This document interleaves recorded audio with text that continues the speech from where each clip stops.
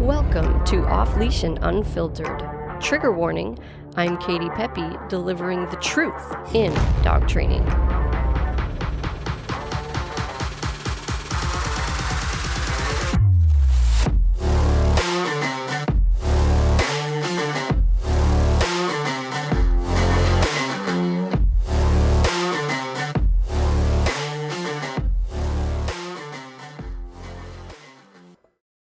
Hey everybody, this is your host, Katie Pepe. Before we jump in, I just wanted to take a quick second and remind you to hit the subscribe button because that helps us so much. We appreciate every subscribe and follow, and we have so much valuable information we want to share with you, so we don't want you to miss an episode. Without further ado, let's jump in. Hey everybody, thanks for joining me today. We're back again with another episode of Off Leash and Unfiltered, and I'm sorry that it has taken me so long to get back here. But I'm here now. It's been chaos. And, most of the chaos has been like vacations. So I guess I can't complain too much. But it just throws everything off. And things, of course, have just been crazy. We've had lots of dogs. And Mildred just went home, poopy pants. And I'm happy to say we made a ton of progress. But I'm sad to say she's not cured. So we always hope when a dog comes in with issues like that we can send them home with like a sure plan to succeed, right? If the owner sticks with it. And unfortunately with her, we never fully cracked the code. And every once in a while that happens. And it can happen with any behavior. But when you have a dog that just potties in their kennel and they're okay with pottying in their kennel, like it doesn't bother them, that's the hardest. And I think really I think she might be the first one where we really just didn't get her to a place where we were able to completely stop it. We have had a few others, but they were either very, very young, right? Like young puppy, like not fully developed, or they had a UTI, right? And with her, it's not just pee, it's also poop. So it's probably not a UTI, although her owner is going to have her checked to make sure she doesn't have any infections. But we did get her to a much better place. And we found that most of the time, if I got up at the right time, before she got moving around, and got to her before she soiled her kennel in the morning, we did pretty good. And most days, we would be fairly accident-free, at least with poop. And that's new. That's not something that they've ever been able to do before. So that's great. We did not have issues with her eating poop at all. So that's great. She didn't go outside and scour for it. She didn't have accidents in the house. Of course, her freedom was absolutely limited, but she was in my house plenty. She lived there for 3 weeks. So those are all new things. And those are all success stories with Mildred. She will still have accidents. She's still young, and her owners still have lots of time to go home and implement the stuff we covered and even continue to try some different things. So there's still hope that they might get to a place where this is just a thing of the past. But right now, that just isn't the case for Mildred. It looks to me like she's probably always going to have accidents, although my hope is that they become fewer and fewer. They're just not fully eliminated because sometimes that's just the breaks. So we tried everything, adjusting feeding schedules. We tried high structure, of course, and we did that the whole time she was with me. Frequent trips outside, having a designated area outside to encourage going when we were out there. All the stuff. I lowered her ceiling temporarily in her kennel overnight, thinking, because mostly it was like early in the morning.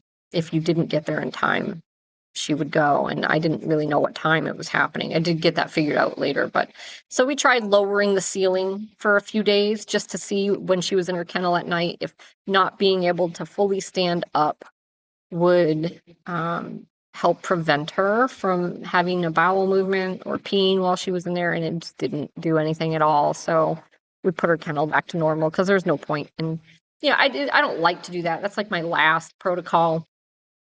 to try when nothing else is working. And it just didn't work. So it's what it is. And I would often put her in the kennel. If she's in the kennel out in the main living area of the house and there's people home and present, she doesn't soil her kennel. I don't think she ever had an accident in that situation. But if she's in the dog room where you can't see her, especially if you leave the house, she goes in her kennel. And if you don't get her to poop outside, like right before you leave, she's almost certainly going to do it. And I did try putting her in there and watching her on the camera. But I can't stare at the camera forever, so I couldn't catch her going in her kennel. And so, it's hard when that happens because of course you feel badly. You hope for the best. People pay you money to hopefully get results. And I mean, we did deliver results, but they're just not 100%, which we always hope for. But that's the breaks. That's the real world. The truth is you can't fix them all. You can't save them all. This could be not even behavioral. It could be biological. But we're still rooting for them and rooting for them to go home and implement all this stuff and see how things turn out as the dust starts to settle. And I'm hopeful that things continue to get better and better and better as time goes on. So we'll see, and we'll keep you posted. And then Callie goes home tomorrow. We're wicked excited for that. Can't wait to show her owners everything she's learned. She's been doing stellar. She's still kind of a nervous gal, but boy, she does a great job prioritizing her handler over all those nervy impulses. So I'm super impressed with how she's done. And we've just been taking her everywhere that we can. So her go home's tomorrow. And then we have Pearl, who is the Great Pyrenees puppy. And they're very independent and not usually super food driven. I'm happy to report we have really built up her food drive a lot. And she's super into her training and she's learning everything and doing great.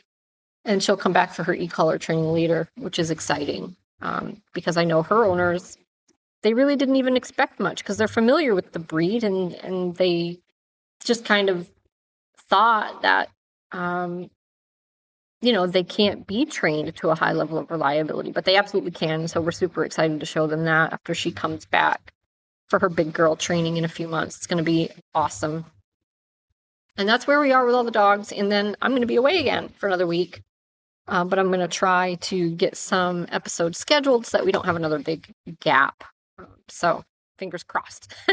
We get that done. Let's get down to business today, guys. We're going to talk about destructive behavior and all the silly, purely positive methods that absolutely won't work. They won't work. They won't work for you. I feel very confident in that. So let's talk about that. Let's talk about destructive behavior, what that means, how they suggest you fix it, quote unquote, and why it doesn't work and how we do fix it. Lastly, and at the very end, I will give some specific examples of destructive behaviors and exactly what our process is for changing those behaviors. So stay tuned for that. So a lot of my material comes from the silly stuff I see on social media. There's just no end to it. Like there's just so much comical stuff, you guys, online about dog behavior and dog training and all this stuff. And so it's an endless plethora of just stupid stuff people say. So it gives me lots to talk about. So destructive behavior, obviously, super, super common. And before we jump into what you should do and what you shouldn't do, let's differentiate just kind of some different types of destructive behavior. And what I mean by that is different types of dogs, right? So one of the things I'm not even going to get into that right now. We're going to wait, save that for later. you have puppies, right? Like young puppies. Now, young puppies are often destructive. They're especially if they're teething, right? They want to grab your shoes, they want to grab the rug, they want to chew on the chair, whatever it is. That's pretty normal. And you can absolutely correct that behavior, but we usually don't do that with young puppies because we don't want to walk around having to correct our puppy constantly. So we pick and choose the things we correct them for, and destructive behavior isn't one of them. So normally, I would say if your young puppy is chewing on your furniture or your shoes or any of that, that's a you problem. Like you're doing something wrong. You're giving your puppy too much freedom, not enough supervision, not enough engagement. Like they should probably be in their kennel when you catch them chewing on stuff, right? They shouldn't be out there. Puppies should be in their kennel a lot more than people realize. And you can take them out as much as you want, but when you take them out, you're with them. You're doing something, right? You're taking them for a walk. You're taking them out to potty. You're playing with them. You're training them. All these things. And when you're not doing that, they go back in their kennel. So your puppy's laying around chewing on your dining room chair or your sneakers. That's a problem with your daily routine. Okay. But, if you're doing something with the puppy or you're just standing there for a second, your puppy starts to chew on something, we would normally just interrupt that, right? We might give them a firm hey or something like that. But really, when they're that young, and when I say that young, I mean like under 4 months or so of age, certainly under, 3 months, bring home an 8-week-old puppy, like we're not going to walk around correcting them for everything, especially chewing on stuff. Like that's our fault. Eventually, yes, if your dog is still doing that as they get older, you have to have that conversation with them, 100%, right? But you don't have to have all those conversations immediately when you bring home a baby puppy, right? It's like they're hell on wheels. They're, 8 weeks, 10 weeks, 12 weeks old. They're always into trouble, right? So it's up to you to really control that situation and use your structure and use your kennel. Okay, so that's one type, right? You've got puppies. They're obviously going to be destructive a lot of the time. Then we have like the extremely drivey working dogs. So for those of you who don't know what I mean by that, this can be any breed, right? But we often see it in breeds like German Shepherds, the Belgian dogs, Malinois, Dutchies, Vizslas are crazy. They go on the list. So these are dogs that have, a lot of people refer to their dog as high energy, and they really just aren't always. But these are dogs that do have a very high energy level and a very high drive, meaning they can get very hyper focused on something in a way that kind of gives them tunnel vision and makes them extremely driven for that thing, right? And then if their genes are such that they're bred to be driven for a certain thing, and they're not getting to do that at all, you'll see it start to just pour out in like this frantic mess of behavior where they're just anxious and whiny and pacing and chewing and getting into stuff, right? Because like they don't have direction. Those dogs really need it. And so a lot of people turn to exercise, and I do think that that is an important piece of the equation. We'll get there. But I don't like it when people become highly reliant on exercise alone, because it doesn't really fix things. So if you have one of these really high energy, very high drive, working type of dog, and they're destructive, yes, I want you to make exercise a regular part of your routine. But the fact is, there are going to be days where your dog might not get it, right? The weather's bad, or you're sick, or they're sick, or whatever it is, or they've had surgery, or things happen. Things go off the rails sometimes. Not every day is your routine going to work out normally. So yes, make exercise part of your routine, But here's the thing too. Most people, their exercise with their dog is like just totally frantic exercise. There's no rules, there's no boundaries, there's no expectations. So there's no mental focus happening, right? It's like it's physical exercise where the brain goes frantic. It's chaos inside the brain. And that type of exercise is the least valuable type of exercise. I'm not saying you can't ever do it and just go have some wacky fun and not ask your dog to do work. But I'm saying structured play that actually does include some rules and boundaries, generally speaking, is more effective at draining your dog's energy because it drains them mentally and physically. And it's a great way to just continue building your relationship and building on the nature of your relationship and the structure and the rules and the relevance that you want, right? Most games, when we play games, have rules. So I think that's a great way to play with your dog too, is to keep rules. So an example of that would be like they have to drop their toy when you tell them to. They have to come back when called. They have to hold it down when you throw the ball or whatever it is, right? So whatever you want to do, but it includes some kind of rules and boundaries. Like you have to do X, Y, Z when we're playing. And I think that's great. And that's going to be more effective than just running around like an idiot,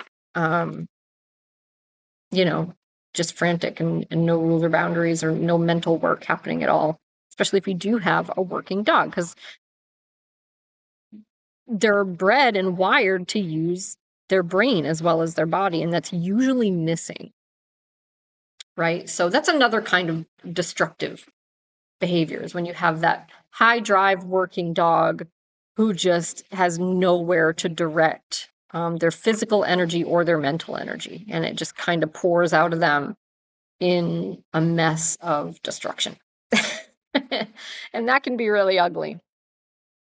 And then we have the dogs that are just plain anxious, which there's a little bit of overlap there, right? Again, these are usually dogs that just have no direction. They have no instruction. They have no clear path to walk. They have nowhere to direct that brain. And I think those dogs, it tends to be more the brain than the body, right? It's not necessarily a lack of exercise as much as it is just a lack of direction and a place to direct that brain. So they're anxious. They don't have any direction. They don't know what they're supposed to be doing. They tend to be the dogs that kind of pace around and whine. And so then when they finally do lay down, they're like gnawing on the rug or like the door jamb, or you know what I mean? Because it's like, what do I do? What do I do? What do I do? What do I do? And that's why training helps so much with all these things, because you can tell your dog what they should be doing and they listen and they have somewhere else to direct their brain because they know it's important.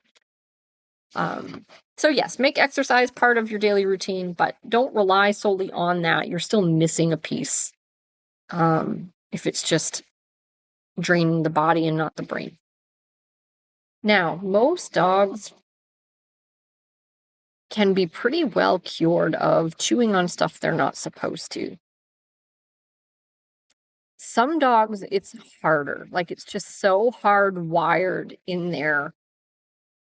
Or maybe if you have a dog that just really doesn't generalize things as well, right?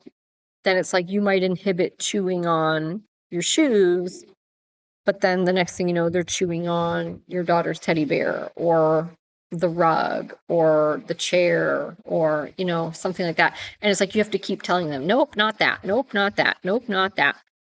Because they just don't make the generalization well across the board. Or very, very common, dogs learn to make the discrimination between when someone's around and will intervene and when someone's not around, right? So even if your dog can be trusted when you're around, you're in the room, you're in the house, if you absolutely get in the car and you leave, the dog goes, oh, I'm free to chew now because there's nobody here to do anything about it. So they'll learn that.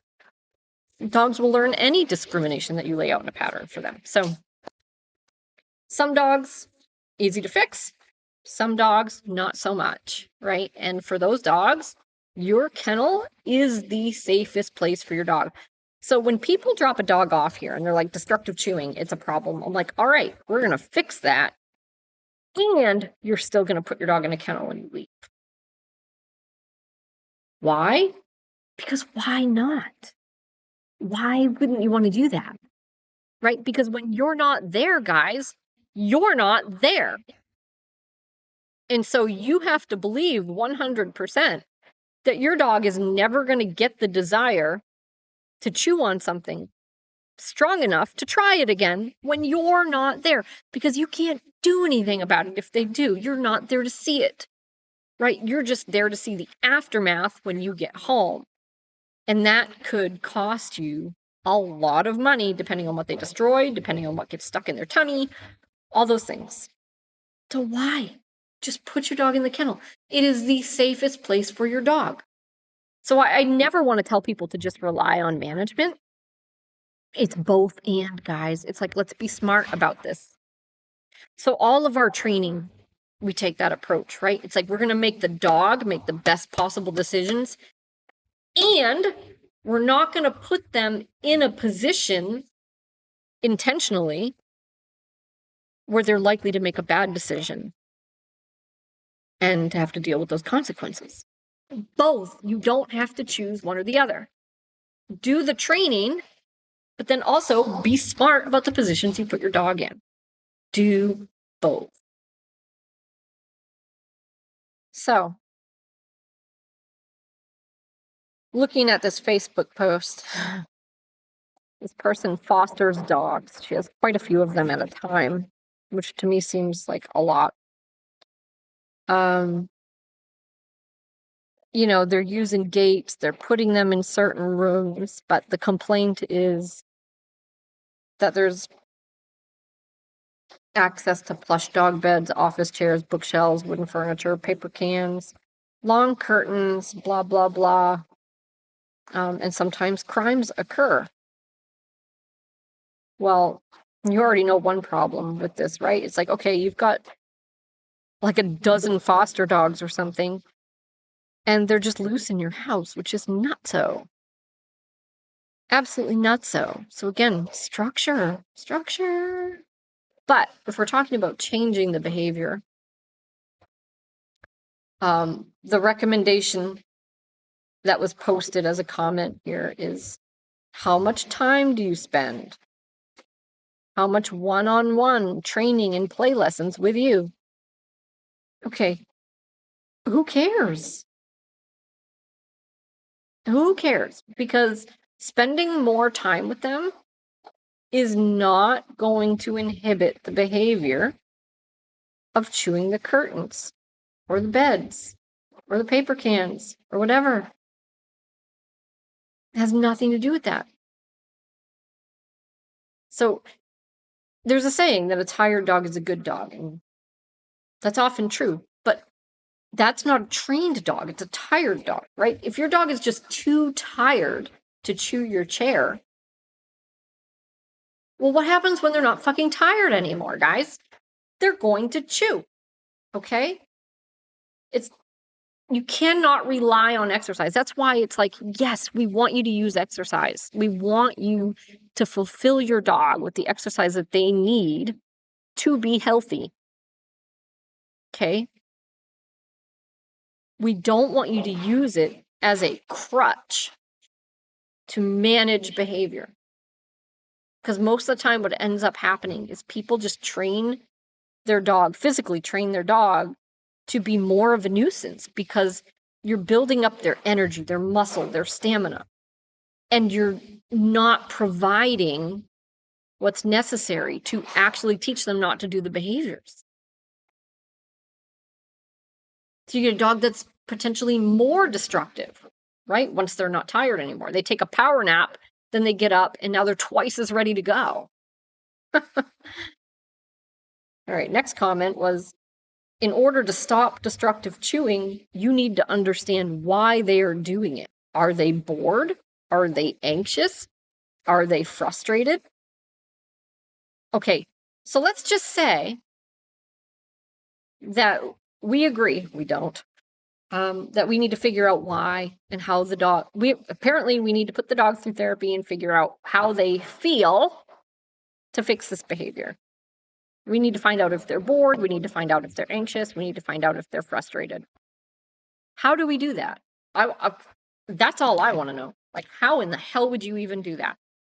Because they're not going to tell you. So how do you do? Like, this is what they'll all say, right? You got to find out why the dog's doing it. Okay, I asked him, and I still don't know.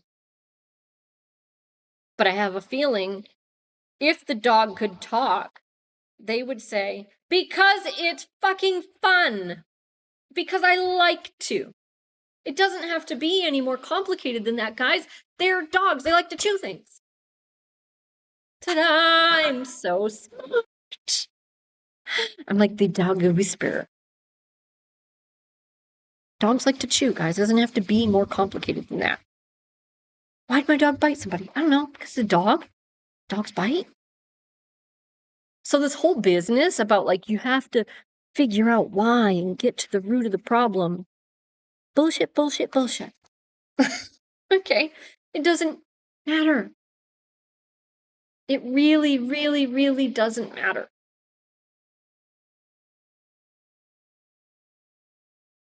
At the end of the day, you just need to know how to inhibit behaviors and then do it.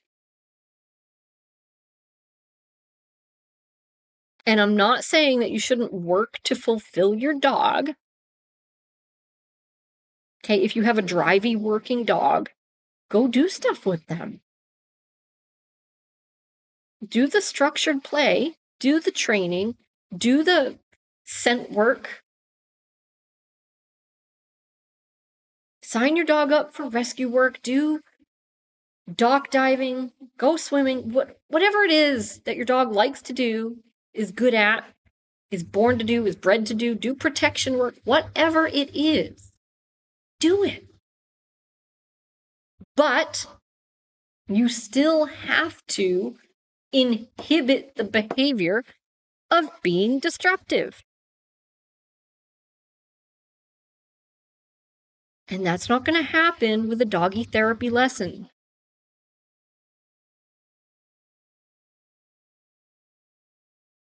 The way it happens is by just having that conversation with your dog. And when I say talk to your dog or have that conversation with your dog, I don't mean with your mouth.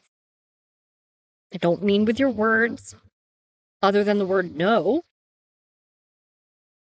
What I mean is have a marker and mark that behavior. We use the word no. Right? Dog grabs a shoe, you say no. Then you are going to follow that up with a real, tangible correction. Oh, I said the dirty word. I can make it even worse. I can make it even dirtier. You're going to provide a punishment. God, people hate that word. They lose their fucking minds. Punishment, punishment, punishment. Okay? Now, when I do that, I'm not even mad, guys. I'm not angry at the dog. The dog's just doing natural dog stuff. Yeah, I might be panicked about my shoe if it's a good shoe. I'm not mad. I don't harm the dog in any way. But I point it out with a no, and then I follow up with a real, tangible consequence that, frankly, the dog finds intolerable. It's very safe, but it's intolerable. They don't like it, and they don't like it enough so that they're not going to go back and chew that shoe again. And they're probably going to think twice about chewing anything that doesn't belong to them. And that's what happens when you deliver a proper correction. And all this shaming on these stupid Facebook groups about corrections I've seen in these purely positive groups, which, by the way, I don't go to. Facebook just shows them to me because they know that I stop scrolling and I read it. And I read it, though, because it's funny. And it's not just funny, it's enlightening. Like, it's eye-opening to see because people fascinate me too, not just dogs, to see what people think and what they say and what they do. But in these groups, they will, or on these pages, they will complain, these purely positive trainers, purely positive, right? As if there's any such fucking thing. They will complain about their clients or potential clients, calling them or coming in for a consultation or whatever, meeting with them and saying, how do I correct this behavior? That was a complaint that I saw. They're sick and tired of their customers wanting to know how to correct their dogs and how to correct their dog's behavior. Okay, that's kind of important. That's a great question. I wish more people would ask me that. Plenty of people do, but most people come in here saying, we've done this, we've done that. And really, it's, they've redirected the dog, they've tried food, they've tried giving him stuff to do and keeping him stimulated and exercise. Don't forget exercise, right? And they're just at a loss. They don't know what to do. It's less often that people come in here and they're like, what do I do to correct this? I love that question. That's a great question. But they'll complain that people want to know how to correct their dog. And it's like, I have to tell you, if you don't know how to quote unquote correct a behavior, then you shouldn't be working in behavior modification. Now, I hate it when people are saying, if you do this or you don't do that, then you shouldn't even be. Those statements annoy me to the end of the earth. But I don't think there's any other way to see this. Like, if you're offering a service, you should know how to do it. Right? And I'm not going to tell you how to do it, but you should be able to achieve results. And if you don't believe in, quote unquote, correcting a dog, if you don't believe in punishing a behavior, inhibiting a behavior, then you shouldn't offer the service of stopping behaviors because you don't know how to do it. Well, lucky for you, we do know how to do it here, and we do it all the time. And I would like to add that we do it safely with no negative side effects. Pretty much all the time since the beginning of time. And it's so simple, it's painful. It's so simple most of the time. Yes, there is some stuff that's harder. Yes, some dogs are a lot harder. The vast majority of dogs, right? 9 out of 10 dogs for sure. If they chew on things in your house, if they chew on your belongings, it is super easy to stop if you know how to do it. It doesn't take tons of patience. It doesn't take therapy. It doesn't take finding out and conducting this investigation about why the dog is doing it. Not required. No doggy therapy required. All you have to do is provide a consequence. We like to use these. You can do it other ways. Guys, e-collar is the most practical way to provide a negative consequence for a behavior. Yes, we do 1,000 other things with it. But you know what? Stopping behaviors is the easiest thing we do with it. If you watch our videos and you watch the obedience training and the laying down on command and going to place and walking in a heel, that stuff is different. That stuff is harder. That takes a lot more skill. You want your dog to stop chewing on your carpet? You want your dog to stop chewing on his place cot? You want your dog to stop eating your shoes? Guys, I can tell you how to fix that today. There's still skill required. If you want to be very effective and efficient, the process does matter, but it's so easy. The moment your dog starts chewing, say no. You have to have an e-collar on the dog for this. Go get your remote. Turn it way up. Hold the button down for a couple seconds. You're done. Move on with your life. The timing of your no matters. You can't say no 30 seconds later. The timing of your no is more important than the timing of your correction. At least once your dog understands that no predicts a correction. In the beginning, if your dog doesn't know that no is going to predict a correction, then you should try to do them a little closer together. Okay, so the first couple times that we're correcting a behavior, we say no, and then we immediately follow it with the correction. But it's still very important that we say no before the correction, not during, before. But after a couple of times, guys, your dog starts to go, oh, she says no, and then this really uncomfortable thing happens. That happens fast. Dogs are not silly.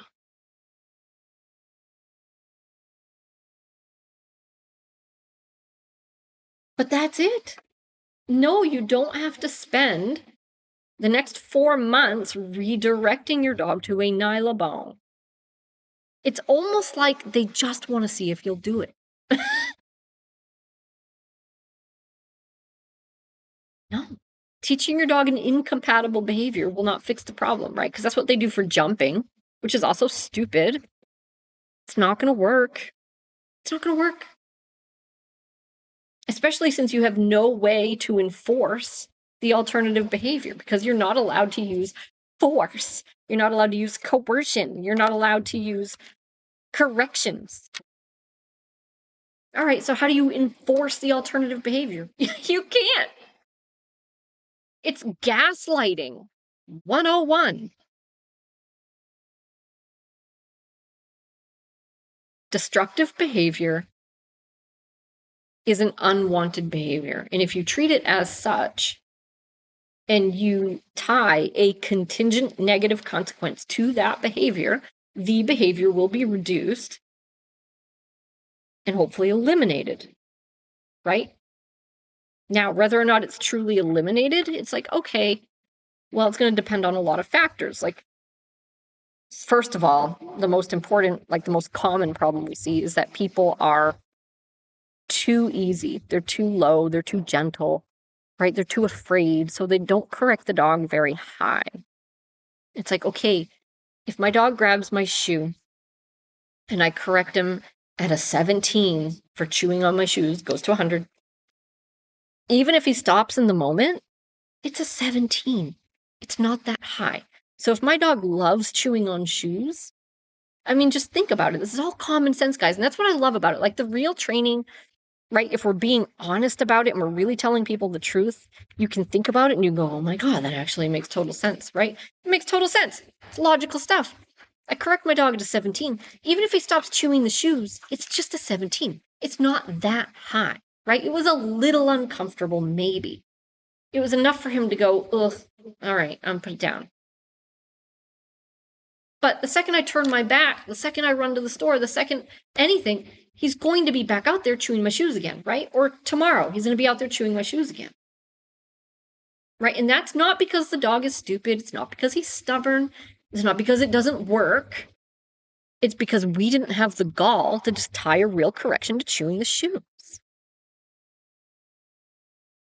And then you set yourself up to have to do it constantly, all the time, which nobody wants to do.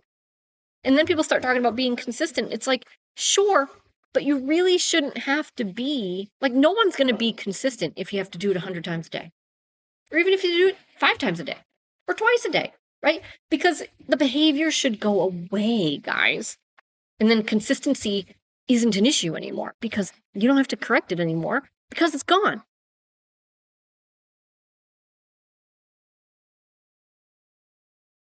But, you know, we want to rely on investigating the dog's feelings and why they're doing it and if they're bored and why they're anxious and where they came from and what the root cause and how so-and-so probably kicked them down the stairs. It's like, okay, have fun with that. your problem is never going to go away. And the only way your shoes are going to be okay is for you to keep your dog locked up. Or to stare at them so that you're with 100 nylobones in your pocket, right? So you can just rip them away from the shoes every day. Or put your shoes on the fridge. Fine. If that's how you want to live, do it. I don't live that way. I'm not going to do that. I'm not going to put my shoes on the fridge. I'm not going to spray everything in my house with bitter apple, as if it works anyway. Right? I'm not going to buy some kind of like Kevlar wrapping to put around my dining room chairs. No, don't chew the fucking chairs. This is easy. It's easy most of the time. But then when you can't be around, why take the risk? And yes, it can absolutely be done, right? So I tell the dog, not the dog food, I tell the cat food story all the time. And my dog likes to eat the cat food, right? I can leave my dog loose now in the house. He won't eat the cat food.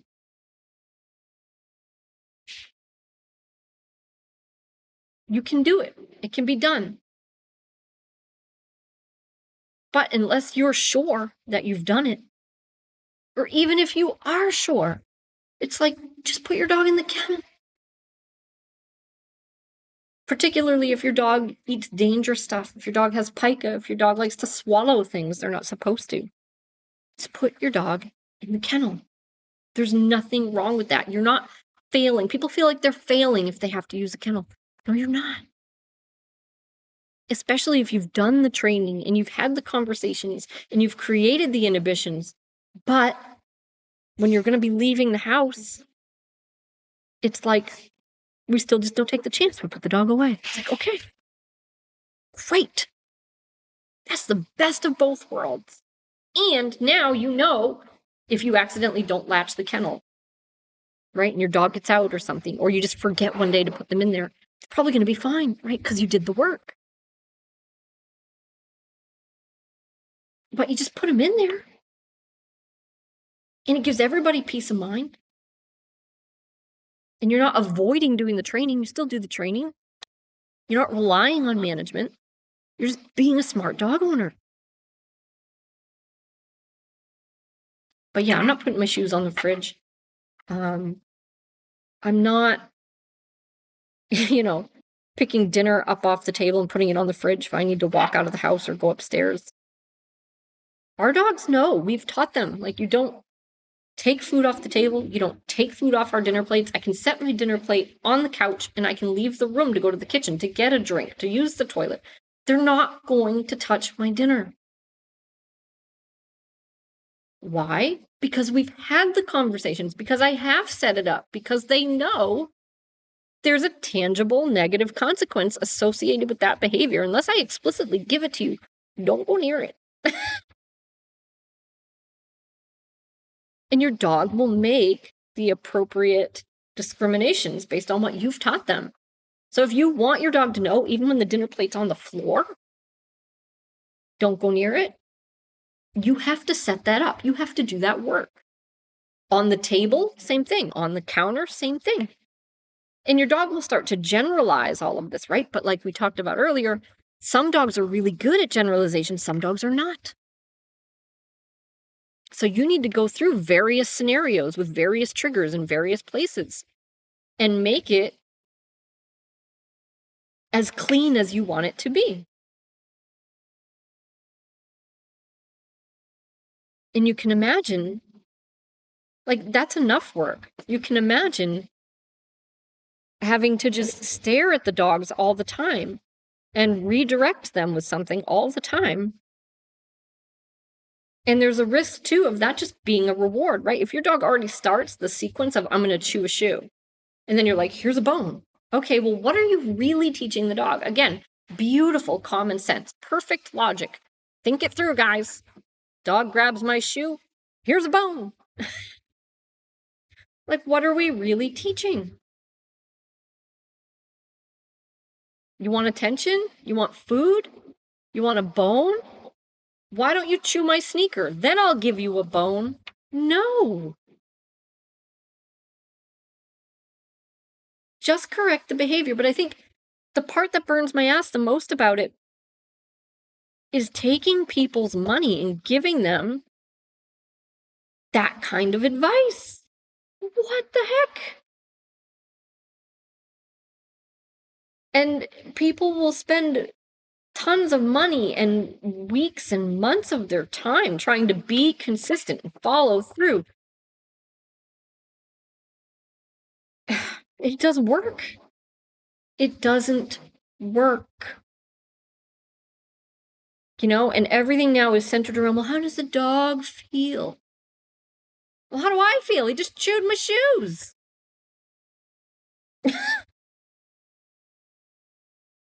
It's just silly. It's just silly. But the good news is those behaviors are usually pretty easy to stop, right?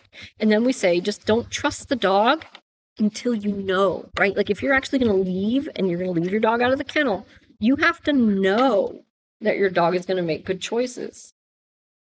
And in my opinion, if your dog has a history of engaging in chewing on things, or especially swallowing things they shouldn't, it just isn't worth the risk to me. Do the training and use your kennel, right? But for instance, with the cat food, I set that up. I went outside with a camera. I fixed it with a correction. And then I set it up again, and I set it up again, and I set it up again, and I just watched so I could just see, what does he do? So I could make sure, right? Because one correction isn't always enough, especially since people usually are being so gentle. They're afraid of it.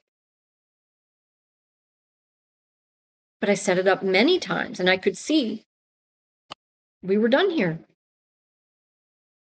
Right? But it's always worth revisiting and just checking to see if your dog's still making the right choice.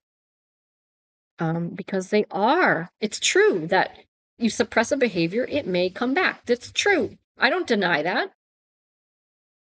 Right? But there's a way to be very effective and really reduce the chance of that regeneration. And then there's a way to be ineffective and increase the risk of that regeneration.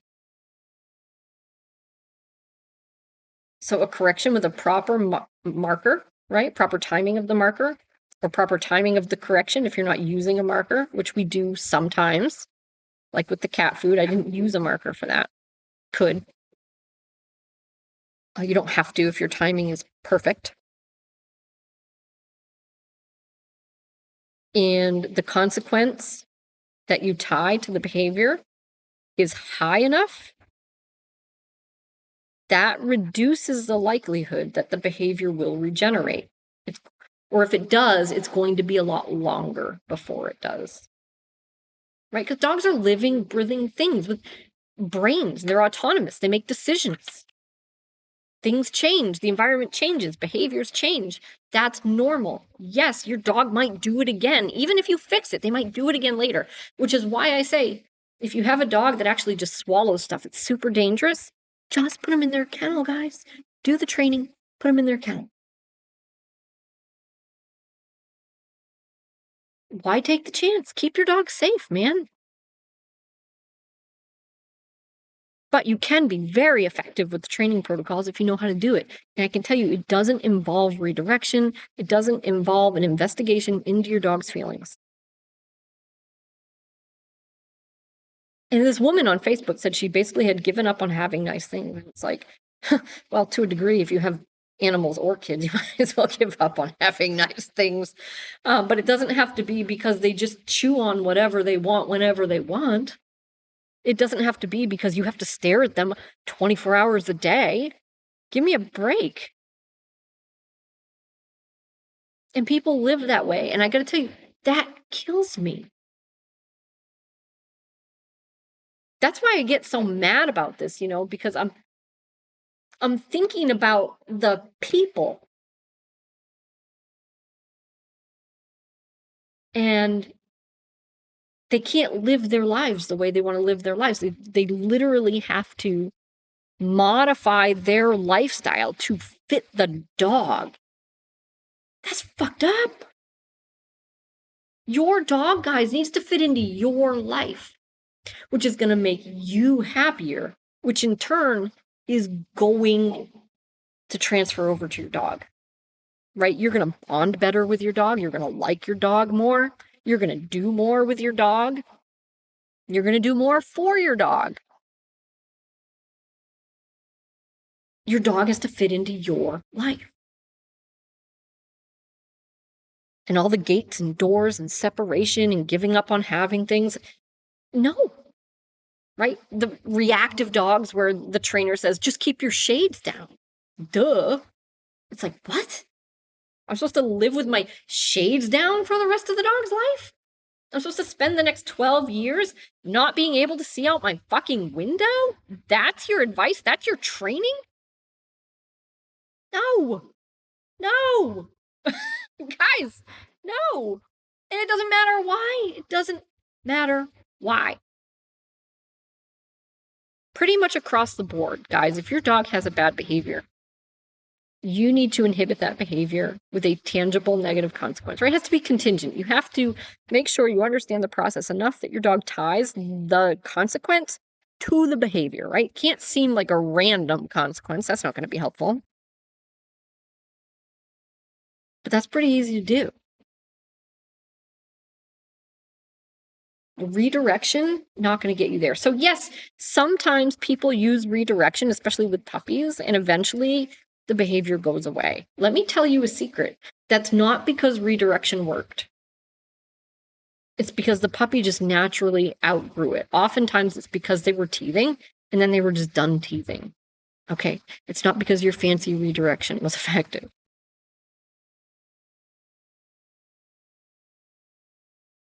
And I'll take it a step further. Like if you want to give your dog something to chew on that they can chew on, that's actually fine.